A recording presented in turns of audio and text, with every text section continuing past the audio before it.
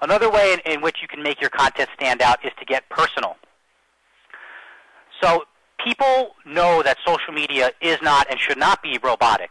They know that there is a human on the other end of the line. They want to be reminded that there's a human on the other end of the line, a human with a personality and maybe even a face.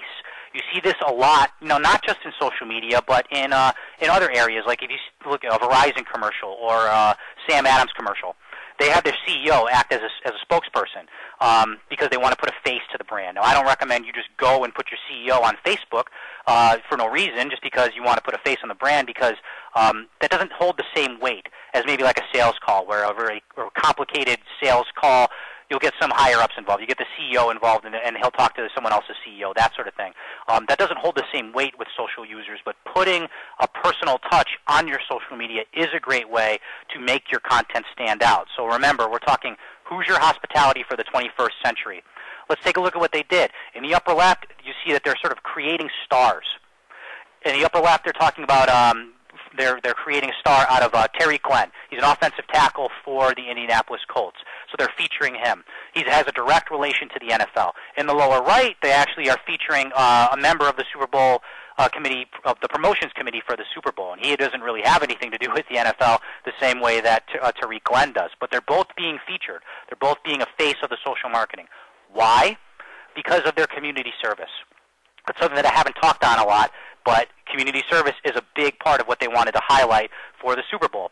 So both of these people are active in the community. That's Hoosier hospitality. That's why they're being featured. Now, if the Super Bowl was in Vegas, let's say, maybe they would feature this guy on their social media, or maybe they'd feature these guys on their social media.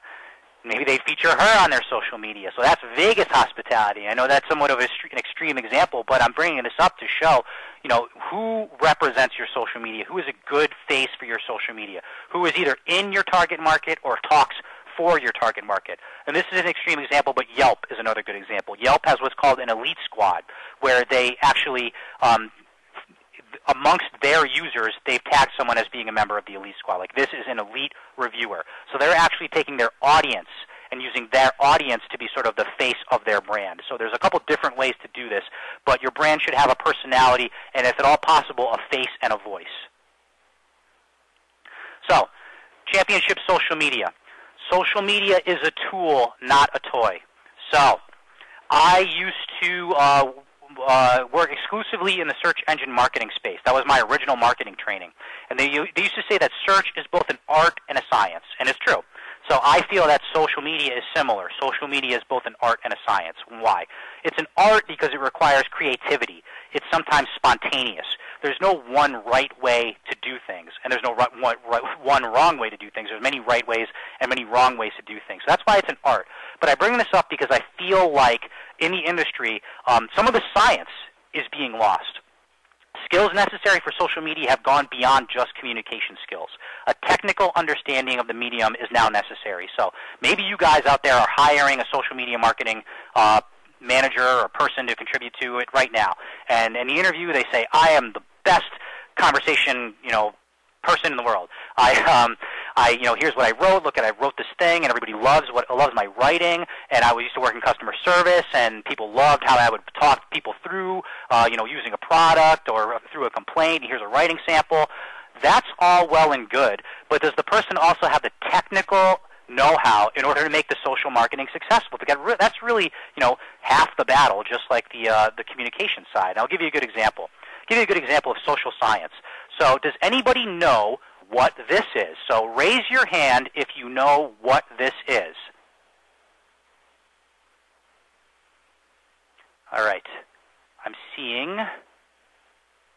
probably 1% of the audience knows what this is. Oh, maybe a little more. We'll call it 2 or 3%. So what this is EdgeRank.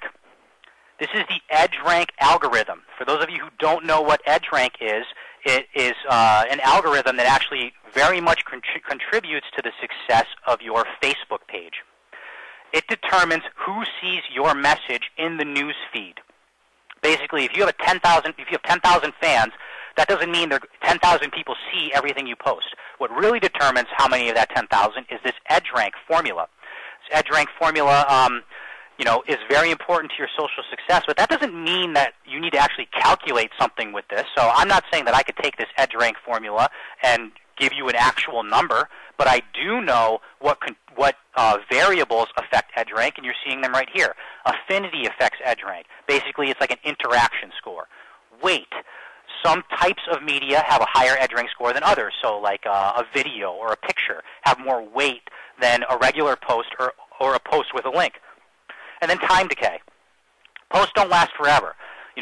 Something that I posted last month is not showing up in my fans' user feed, and there's a reason for that, and that's because of the time decay factor. Now, the people, the staff at Radius are keenly aware of EdgeRank, and they took advantage of this. So let's take a look at their Facebook page. This is their photo album. Now, keep in mind, this was at the most really like a 10-day engagement process. The Super Bowl week, let's call it 10 days where people are actually engaging with the social marketing. And these are all the pictures they posted. There's over 200 pictures here. Now, why did they do that? Because they understand EdgeRank. They understand that photos have more weight than just regular posts. So this is helping them to make their social marketing more successful. It's getting in front of more people, increasing their engagement. And that's all because they understand they have a technical understanding of the workings of Facebook. I want to talk about a couple of different examples. I actually wanted to take a break from sort of the B2C things that I've been talking about, because many of you on the line are B2B. I want to talk about, this applies to B2B as well. So Slideshare. Some of you out there may already have a Slideshare, sort of a social property, and others may, let's say, have an employee come in and say, the next big thing is Slideshare. I want to set up our Slideshare account because I create the best PowerPoints in the world. My PowerPoints are totally engaging. We'll get a ton of views, a ton of comments, a ton of downloads. We're going to get a huge branding benefit from this, and that's all well and good, and great presentations contribute to good Slideshare accounts. Don't get me wrong. But do you know that Slideshare can directly fill your sales funnel? That Slideshare can directly talk to Salesforce? So if you have a sales team and you're trying to give them leads to call or email or follow up with and make more sales, and you want to use Slideshare to do this, if you have a technical knowledge of what Slideshare is capable of, you can make them directly talk, where every time someone downloads something, that person then goes directly into Salesforce. Your sales team then follows up. All happens behind the scenes. You have this done now. You put up the presentation, and you're getting pretty much the full benefit of Slideshare. If you don't have this set up, and that is one of your goals, you're not getting the full benefit. Another good example, YouTube. Most people have a YouTube page, or most social marketers have a YouTube page. And YouTube is great. You put up a video about a product, you put up a video about your brand or whatever it is, and there's a branding benefit from that. People are more aware of your brand or product. People are more engaged with it. The YouTube views in and of themselves are definitely a powerful thing. But at a certain point, some people do want to draw traffic from YouTube to their website. At a certain point, you do want to reap that benefit. So do you know how to do that? Do you know that YouTube has specific areas where you can put in hyperlinks so that people, can go from YouTube to another web page? Do you know where those are? Do you have those set up? That's an important part of YouTube marketing, and that's what I'm talking about, art versus science. A great video is even better when it takes advantage of the medium in order to help you accomplish your goals.